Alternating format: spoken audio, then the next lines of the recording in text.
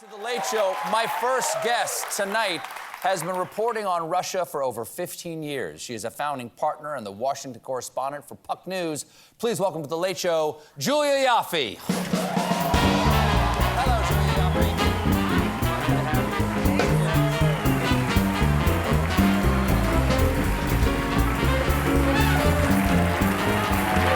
This is nice. Hello. Hi. Nice to see you again. Nice to see you again, First time you and I are talking at the new digs. Yep. First time you and I spoke. Was it the first time? It was in 2014. Yep. It was right after Russian separatists, with help from the FSB, shot down a Malaysian airliner full of 300 tourists over eastern Ukraine. I knew it was a happy day. We got to stop meeting like this. Exactly. So, last time we were together was another tragic day with some Russian aggression, with a lot of people dying as a result of Vladimir Putin's ambitions. Back then, I think the joke I made was, I'm going to talk to her about the conflict between Russia and Ukraine. We're going to have to talk quickly while they're still two separate countries. What's happening now? Russia launched a full-scale attack on Ukraine. So much has happened in the last 24 hours. Where do things stand right now? So the day is drawn to a close, the first 24 hours of the war. Russia has bombed pretty much every major city in Ukraine. There was an amphibious assault on Odessa. Russians have taken out a lot of air defenses. They've taken over Chernobyl, weirdly. Sure. I mean, the bombing is like north to south, east to west. They're bombing Ivano-Frankivsk, which is the far west. They're bombing Kharkiv, which is right over the border from Russia. It's everywhere. You've reported on Russia for 15 years.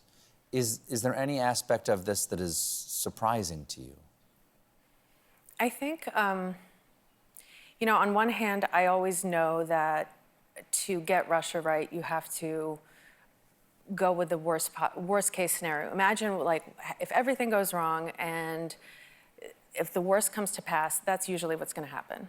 That's how you predict what happens with Russia. But is that because Russians are fatalistic, or you have to be fatalistic when you think about Russians? both. Okay. But also, Putin's in charge, and he does crazy things, and he's a big risk taker. And there's a lot of talk about whether he's a rational actor. Is he? I think it depends how you define rational. I think rational self-interest. How about that? Yeah, I think in his own closed system, he is logically and rationally consistent, and has been over the last 20 years. So there's a reason, I think, you made that joke in 2014 that better talk fast before they're one country, right? There was already something you were sensing or that you heard about, you know, how he talked about Ukraine that made you realize that this is something he might do. He's been consistent about it. Now, here we are 8 years later, and he's trying to make them basically one country. So maybe you can explain this to me. Putin says he wants to de-Nazify Ukraine.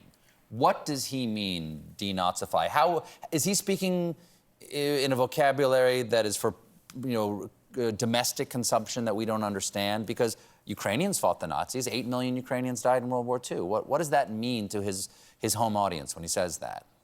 Well, in 2014, when the revolution of dignity came to the Maidan and triumphed this time in 2014, or this month in 2014, there was a very active right-wing nationalist, sometimes neo-Nazi contingent, but it was a minority on the Maidan.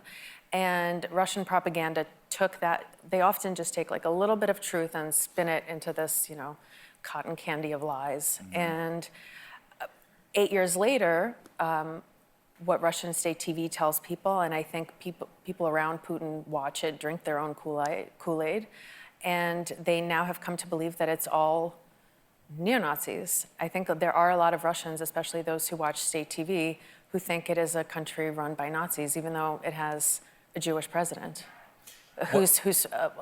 many of whose relatives were killed in the Holocaust by Nazis. We have to take a quick break, but don't go anywhere. We'll be right back with more Julia Ioffe, everybody.